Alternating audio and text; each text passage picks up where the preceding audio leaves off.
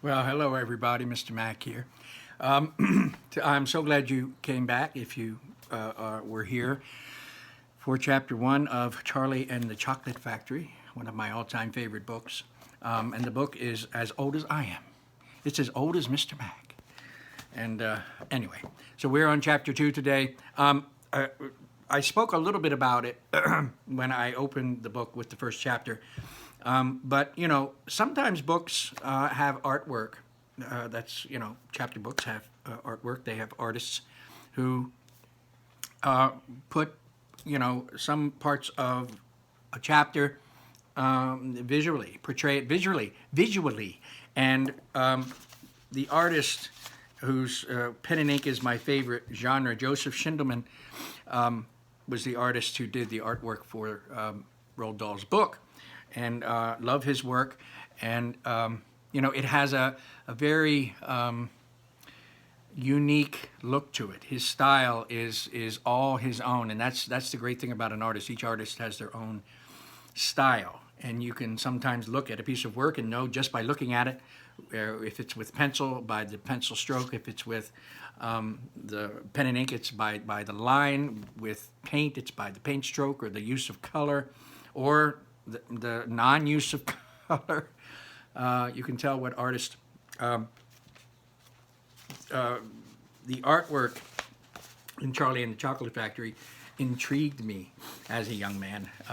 Having this book read to me aloud by my third grade teacher, loved the artwork, and I didn't want to. I remember being young and asking in class, asking if I could look closer at the book, just to see the artwork. And my teacher, of course, thankfully, was a wonderful teacher, and she allowed me to do that. She knew that I was a doodler. I was Jimmy the Doodler, so I doodled on everything. But anyways, pictures can help tell a story, and Schindelman's work does that in Charlie and the Chocolate Factory.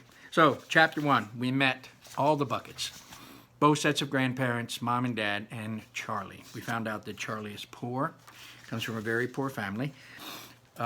Everything in the most beloved thing to Charlie is chocolate, and because they're poor, he doesn't get to have chocolate. But the ironic thing, he lives in a town where even looking out his small, tiny window in his home, he can see it. The Willy Wonka's chocolate factory, the biggest chocolate factory in the world. So he's surrounded by chocolate, the smell of chocolate, the manufacturing of chocolate, but yet he can't have chocolate, except once a year on his birthday. Chapter 2 is called Mr. Willy Wonka's Factory, and that's where we are today. In the evenings, after he had finished his supper of watery cabbage soup, Charlie always went into the room of his 4 grandparents to listen to their stories, and then afterwards to say goodnight. Every one of these old people was over 90. They were shriveled as prunes and as bony as skeletons, and throughout the day, until Charlie made his appearance, they lay huddled in their one bed, 2 at either end, with nightcaps on their heads to keep them warm, dozing the time away with nothing to do.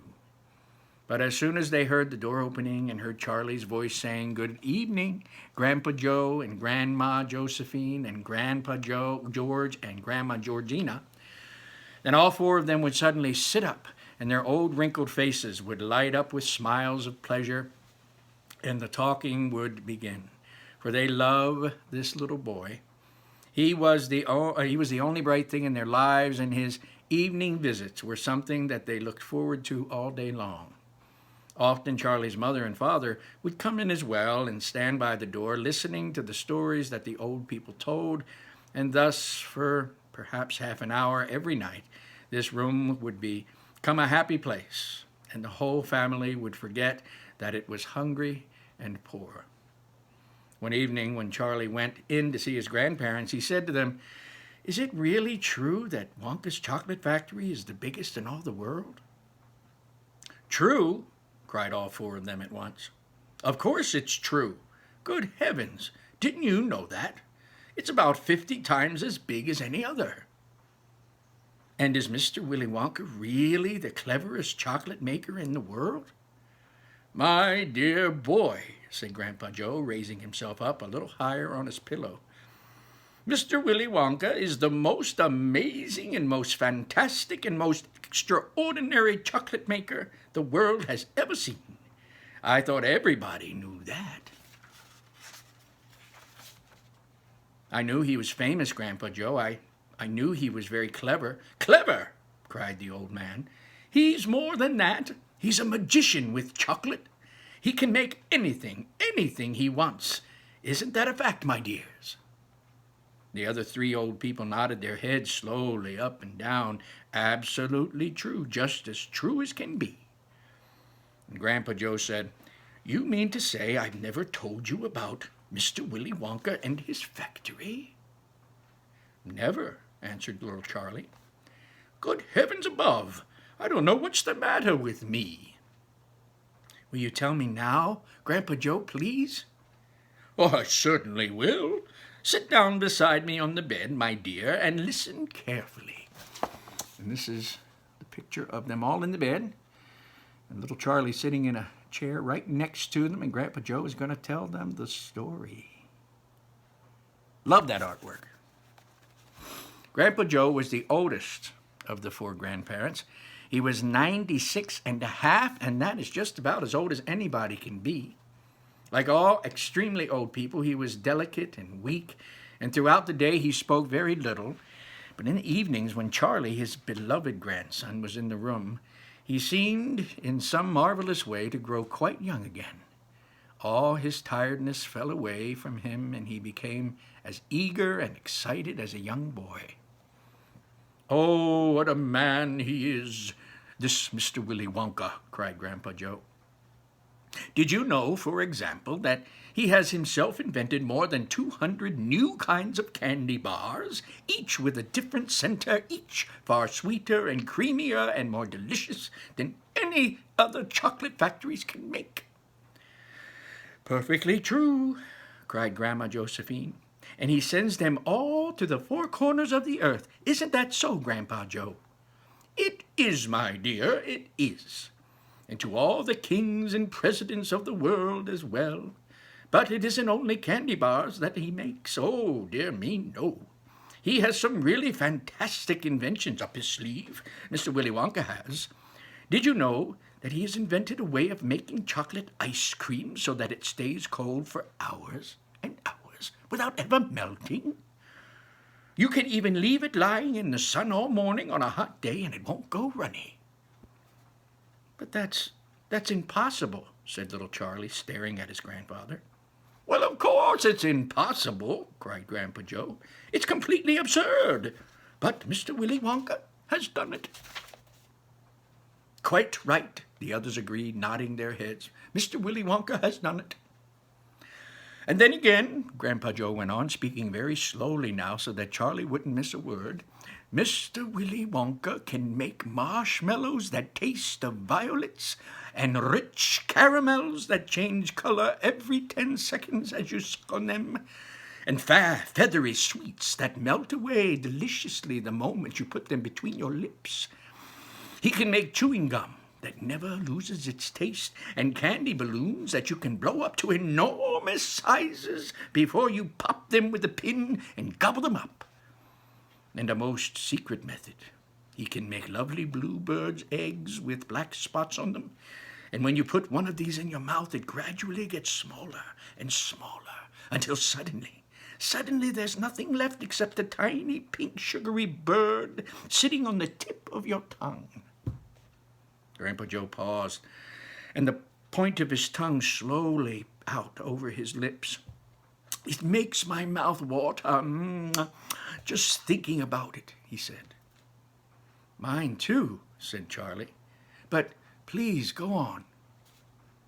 While they were talking, Mr. and Mrs. Bucket, Charlie's mother and father, had come quietly into the room, and now both were standing just inside the door, listening. Tell Charlie about that crazy Indian prince, said Grandma Josephine. He'd like to hear that. Oh, you mean Prince Pondicherry, said Grandpa Joe, and he began chuckling with laughter. Completely dotty, said Grandpa George. But very rich, said Grandma Georgina. What did he do? Asked Charlie eagerly. Listen, Grandpa Joe said, and I'll tell you. Well, that's the end of chapter 2. Intriguing, is it not? Well, now I need to hear about Prince Pondicherry. Come back for chapter 3, and we will. Chapter 2 is quite wonderful, and I'll tell you why. Our elderly people, our grandparents and great-grandparents, if you're lucky enough to have them, they are filled with experience. They're filled with life. They have stories that they can tell you if you're willing to sit and listen about times in their life, in their own history, in the history of the world. Things that you could never learn from a book, things that you could never learn except to sit and listen to them. Charlie has that luxury. They don't have TVs, they don't have computers. They have each other. And they have these wonderful grandparents. There's 400 years in that bed, each one being 90 years old, just about. 400 years of experience just in that bed alone. A collective experience. And Grandpa Joe seems to be the storyteller. And so he's telling Charlie what he most wants to know all about Willy Wonka. And so that's wonderful. Come back for chapter 3. And if you have grandparents and you're, as I said, willing to sit and listen, ask them a question. Have them tell you about their life. Ask them about what their life was like back in the good old days or back in the old days. Ask them to tell you their story. You know, there's quite a few interesting things I'm sure they can tell you. Take care. Come back for chapter 3. I wish you all the best. Stay safe. Stay masked when you go out. And enjoy yourselves. Have wonderful dreams. Bye-bye.